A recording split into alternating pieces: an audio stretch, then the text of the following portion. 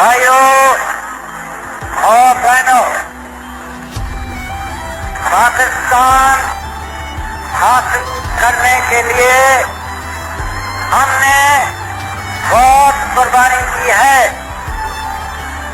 اللہ تعالیٰ نے ہمیں السلام علیکم، میں ہوں رانا دانشبیر خان اور آپ دیکھ رہے ہیں نوائے فکر۔ میں نے اپنی بیٹی سے آج ریکویسٹ کی کہ اے آئی سے پوچھے کہ پاکستان کے جوڈیشل سسٹم میں کیا پرابلمز ہیں، تو جناب اے آئی نے جھٹ سے 6 پوائنٹس جاٹ ڈاؤن کر دیے۔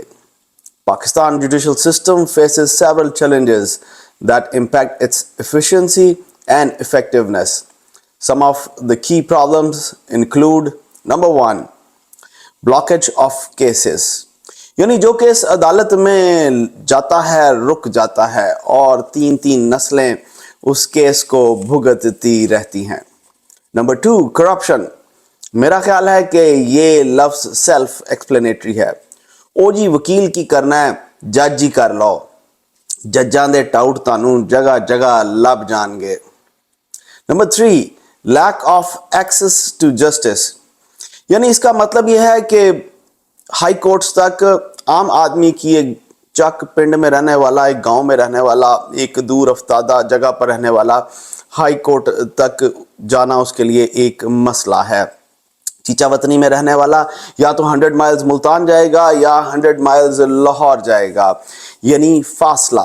اس کے بعد وکیل صاحب کو 100 مائل لے کر جانے میں اور پھر واپس لانے میں جو اخراجات ہیں، مڑا بندہ شروع میں تو شاید ہمت پکڑ لے، مگر جلد ہی اخراجات کے بوجھ تلے وہ اتنا دب جاتا ہے کہ پھر اس کی زمین بکنا شروع ہو جاتی ہے۔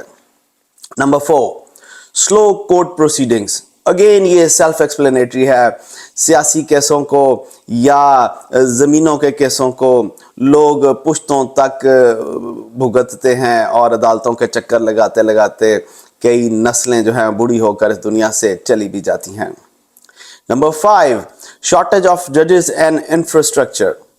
یعنی اگر آپ ججوں کی تعداد بڑھا دیں اور چیچا وطنی والوں کو ہائی کورٹ ان کے شہر میں دے دیں، اویلیبل کر دیں، تو انصاف کی فراہمی تیز ہو جائے گی۔ جی چھٹا اور آخری اور آج کل سب سے hot topic, influence of powerful. جی سیاسی مداخلت۔ بڑے بھائی جان کہہ رہے ہیں کہ بے نظیر صاحبہ کو 10 سال سزا دینی ہے۔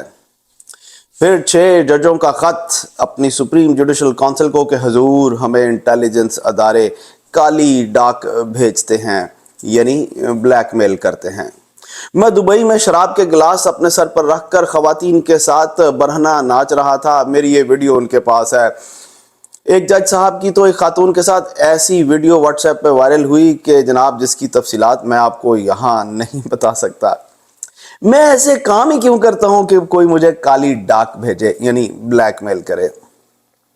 اس کے بعد ایک ایسا پرابلم اس وقت ہمارے جوڈیشل سسٹم کو درپیش ہے جو شاید اے آئی بھی نہیں جانتی، اور وہ ہے ہمارے ججوں کا سیلیبریٹی بننے کا شوق۔ ہم نے سنا تھا کہ ججوں کے فیصلے بولتے ہیں، مگر آج کل ان ججز کی کیس ہیئرنگز کے دوران ڈائلاگ ڈیلیوری، واہ، ایسی باتیں کہ سلطان راہی مرحوم جیسی بڑکیں جو کہ کل کو ہیڈ لائنز بن سکیں، نیوز بن سکیں۔ اور سب سے خطرناک اور خوفناک، ججوں کا سیاسی بیانیہ بنانا مختلف ایونٹس پر خطاب کرتے ہوئے۔ آئیے لاہور کے چیف جسٹس صاحب کا تازہ چوتا بیان آپ کو سناتا ہوں۔ نہ کسی حکومت کی، نہ کسی ایجنسی کی، نہ ہی کسی ادارے کی کوئی بی ٹیم بننا۔ آپ عرش والے خدا کا خوف رکھیں گے اور فرشی خداؤں سے نہیں ڈریں گے۔ ہم بالکل کسی بار کے ساتھ، کسی ادارے کے ساتھ، کسی حکومت کے ساتھ کوئی لڑائی نہیں چاہتے، لیکن یہ تالی دونوں ہاتھ سے بجے گی، ایک ہاتھ سے نہیں بجے گی۔ احترام اس وقت تک ہے جب عدالتوں کا احترام کیا جائے گا۔ اگر عدالتوں کا احترام نہیں ہے تو پھر ہم سے بھی ایکسپیکٹ نہ کریں کہ ہم ان کا احترام کریں۔ چلتے ہیں شہر اقتدار میں احمد کے پاس اور ان سے پوچھتے ہیں کہ ججز کا کوڈ آف کانڈکٹ کیا کہتا ہے اس بارے میں۔ کیا کوئی بھی جج اس قسم کی بات اپنی اس انتہائی اہم پوزیشن پر رہتے ہوئے کر سکتا ہے، یا اسے اس قسم کی بات کرنے سے پہلے اپنی پوزیشن سے ریزائن کرنا چاہیے؟ جی احمد۔ جی رانا صاحب، آپ کا سوال کافی اہم ہے کہ عدلیہ کا کیا دائرہ کار ہے اور عدلیہ کس حد تک جا سکتی ہے۔ میرا خیال ہے کہ اگر ہم اسلامک پوائنٹ آف ویو لیں تو صدر مملکت، وزیر اعظم، صدر مملکت کو تو چلیں ٹھیک ہے، ایک حق حاصل ہے آئین کے حیثیت سے، وزیر اعظم سے لے کے کسی کو بھی وہ عدالت میں بلا سکتے ہیں اور بلا کے کسی بھی قسم کا وہ سوال پوچھ بھی سکتے ہیں اگر وہ قانونی دائرہ کار کے اندر ہے۔ لیکن اگر جسٹس کا پراپر استعمال نہ ہو تو پھر وہ چیزیں کچھ مناسب نہیں رہتی۔ میرا جہاں تک خیال ہے کہ ابھی تک ہماری عدلیہ نے جو رول پلے کیا ہے بہت مثبت ہے اور بہت بہتر ہے۔ اسی طریقے سے جو ہماری ایجنسیوں کا بھی کردار رہا ہے وہ بھی کافی مثبت ہے اور وہ بھی کافی بہتر ہے۔ بہت سارے ایسے واقعات دیکھنے میں آتے ہیں جس میں تنقید ہوتی ہے، ہم بھی تنقید کرتے ہیں ایجنسیوں کے رول کے اوپر بھی، اور کئی دفعہ ہم جو ہے وہ اسٹیبلشمنٹ کے رول کے اوپر بھی تنقید کرتے ہیں، باقی اداروں کے رول کے اوپر بھی تنقید کرتے ہیں۔ لیکن عرض کرنے کا مقصد یہ ہے کہ ان دائرہ کار کی حدود کو سمجھنا اور ان کے اوپر عمل کرنا، یہ بہت ایسے ادارے ہیں جن میں اتنے لرنڈ لوگ آتے ہیں کہ ان کو کچھ سکھا نہیں سکتا۔ مجھ جیسا بندہ اٹھ کے کوئی تقریر کر دے، کوئی ایسی بات کر دے کہ جناب چیف جسٹس یہ کر دے، فلان یہ کر دے، تو وہ بھائی وہ مجھ سے زیادہ قانون سمجھتے ہیں، مجھ سے زیادہ پڑھے لکھے ہیں۔ اسی طریقے سے جو ملک کی ایڈمنسٹریشن ہے جس کے اندر یہ ایجنسیاں کام کرتی ہیں، وہ بھی میرا خیال ہے مجھ سے زیادہ ہی بہت ساری چیزوں کے بارے میں علم رکھتے ہوں۔ تو ان کی حدود کا تعین کرنا ان کو زیادہ بہتر طریقے سے آتا ہے، اور ان کا آپس میں اگر کسی ایشو پہ یا کسی پوائنٹ پہ رفٹ بنتا ہے تو اس کو بھی سیٹل کرنا جو ہے وہ بھی میرا خیال ہے ایک اہم نقطہ ہوگا۔ اور ملک کی جو انٹیلیجنسی ہے وہ اس میں زیادہ اہم رول پلے کر سکتی ہے کہ اس کے اوپر اگر وہ مل بیٹھ کے کوئی ایسی چیزیں یا بات کنسیڈر کر لی جائے جو ملک کے لیے زیادہ بہتر ہو، بجائے کہ ملک کے انسٹیٹیوشن جو ہیں وہ پوری دنیا میں تضحیک کا، مذاق کا باعث بنے، اس کی بجائے بہتر ہے کہ کچھ ایسا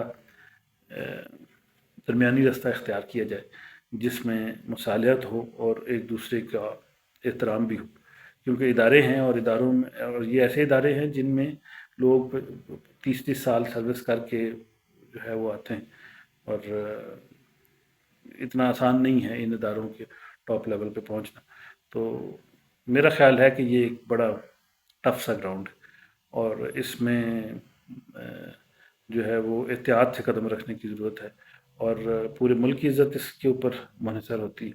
باقی یہ ہے کہ اللہ بہتر کرے، ان اداروں میں ایسے جو ہے وہ سینسبل لوگ ہیں جو میرا خیال ملک کے آئین کو، ملک کو چلانے میں بڑا اہم کردار ادا کرتے ہیں۔ تو جو اس وقت ہمیں نظر آ رہی ہے، اس وقت ہم تماشائی کے طور پہ بیٹھے دیکھ رہے ہیں کہ ایجنسیوں کے اور عدالت کے درمیان کسی حد تک کہہ لیں کہ امبیلنس کریٹ ہوا ہوا۔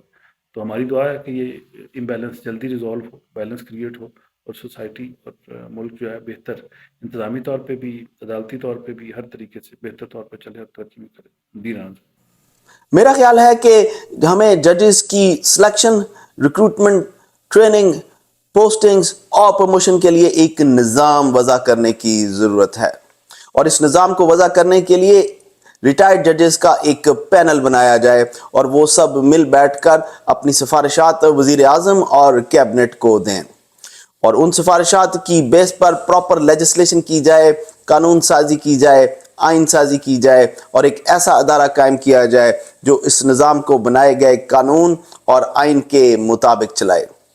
کسی کو بھی اجازت نہیں ہونی چاہیے کہ وہ جج صاحبان کی پگڑیاں اچھالے، کسی کو بھی اجازت نہیں ہونی چاہیے کہ وہ جج صاحب پر الزامات لگائے، کسی کو بھی اجازت نہیں ہونی چاہیے کہ وہ سوشل میڈیا کے کسی بھی فورم پر ایک سٹنگ چیف جسٹس پر بدترین اور بیہودہ کمپین چلائے، اور اس کے ساتھ ساتھ کسی بھی جج صاحب کو بھی یہ اجازت نہیں ہونی چاہیے کہ وہ کورٹ کے اندر ایک سیاستدان کی طرح بیہیو کرے اور بیان بازی کرے۔